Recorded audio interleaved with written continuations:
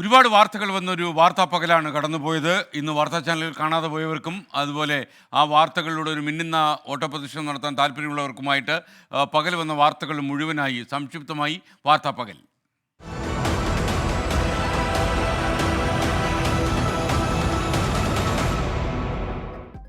മതാടിസ്ഥാനത്തിൽ WhatsApp group ഉണ്ടാക്കിയ സംഭവത്തിൽ IAS ഉദ്യോഗസ്ഥൻ കെ ഗോപാലകൃഷ്ണനെതിരെ കേസെടുക്കാതെ പോലീസ്. കൊല്ലം DCC ജനറൽ സെക്രട്ടറി പരാതി നൽകിയിട്ട് ഒരാഴ്ച.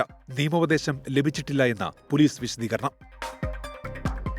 സംസ്ഥാനത്തെ ഭരണതലപ്പത്ത് IAS ക്ഷാമം. 231 IAS ഉദ്യോഗസ്ഥർ വേണ്ടിയിടത്തുള്ളത് 126 പേർ മാത്രം. ജോലിഭാരം മൂലം സെക്രട്ടേറിയറ്റിൽ കെട്ടിക്കിടക്കുന്നത് 3 ലക്ഷത്തിലധികം ഫയലുകൾ. വിവാദങ്ങൾക്കിടെ നയൻതാരയുടെ വിവാഹ documentary Nayanthara beyond the fairy tale പുറത്തിറങ്ങി. നെറ്റ്ഫ്ലിക്സിൽ ഡോക്യുമെന്ററി എത്തിയത് നയൻതാരയുടെ 40ാം പിറന്നാൾ ദിനത്തിൽ. നടനും നിർമ്മാതാവുമായ ധനുഷിന്റെ വക്കീൽ നോട്ടീസ് വകവയ്ക്കാതെ ഞാനും റൌഡിത എന്ന ചിത്രത്തിന്റെ ലൊക്കേഷൻ ദൃശ്യങ്ങളും ഡോക്യുമെന്ററിയിൽ. പത്തനംതിട്ടയിലെ നഴ്സിംഗ് വിദ്യാർത്ഥി അമ്മു സജീവന്റെ മരണത്തിൽ അന്വേഷണത്തിന് ഉത്തരവിട്ട ആരോഗ്യമന്ത്രി. കോളേജ് അധികൃതരുടെയും അമ്മുവിന്റെ മാതാവിന്റെയും മൊഴി രേഖപ്പെടുത്തി പോലീസ്. മരണത്തിൽ ദുരൂഹത ആരോപിച്ച് കോളേജിലേക്ക് ABVP മാർച്ച്.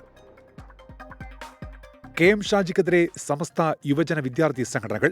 മതപണ്ഡിതരെ ഇകഴ്ത്താൻ പാർട്ടി വേദികൾ ഉപയോഗിക്കുന്ന KM ഷാജിയെ ലീഗ് നിലയ്ക്ക് നിർത്തണമെന്ന് SYS-ഉം SKSSF-ഉം.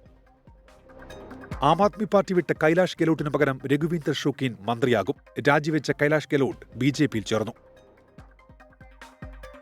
കോഴിക്കോട് ചേവായൂർ സർവീസ് സഹകരണ ബാങ്ക് തെരഞ്ഞെടുപ്പ് റദ്ദാക്കണമെന്നാവശ്യപ്പെട്ട് കോൺഗ്രസ് ഹൈക്കോടതിയിൽ. കള്ളവോട്ട് നടന്നുവെന്ന് ഹർജിയിൽ ആരോപണം. സഹകരണ വാരാഘോഷ പരിപാടികൾ ബഹിഷ്കരിക്കാൻ UDF. കൊട്ടാരക്കര കോട്ടപ്പുറത്ത് കാറിടിച്ച് KSRTC ബസിന്റെ പിൻ ടയറുകളും ആക്സിലും ഊരിത്തെറിച്ചു. അപകടത്തിൽപ്പെട്ടത് കൊട്ടാരക്കരയിൽ നിന്ന് പുനലൂരിലേക്ക് പോയ ബസ്. പരിക്കേറ്റ കാർ ഡ്രൈവർ ചികിത്സയിൽ. പെരുന്നാളിനിടെയുണ്ടായ സംഘർഷത്തിന്റെ പ്രതികാരത്തിൽ കുന്നംകുളത്ത് വീടിന് തീയിട്ടു. ആക്രമണം വടക്കേക്കാട് സ്വദേശി അജിത്തിന്റെ വീടിന് നേരെ. പ്രതികൾക്കായി തിരച്ചിൽ. തിരുവനന്തപുരത്ത് KSRTC സ്വിഫ്റ്റ് ജീവനക്കാരനെ മർദ്ദിക്കുന്ന CCTV ദൃശ്യങ്ങൾ പുറത്ത്. മർദ്ദനം സ്ത്രീയെ ശല്യം ചെയ്തത് ചോദ്യം ചെയ്തതോടെ പ്രതി പൂന്തറ സ്വദേശി സിജോ റിമാൻഡിൽ. ശ്രീലങ്കയിൽ പുതിയ മന്ത്രിസഭ അധികാരമേറ്റു. ഡോക്ടർ ഹരിണി അമരസൂര്യ പ്രധാനമന്ത്രിയായി തുടരും. മന്ത്രിസഭയിൽ 21 അംഗങ്ങൾ.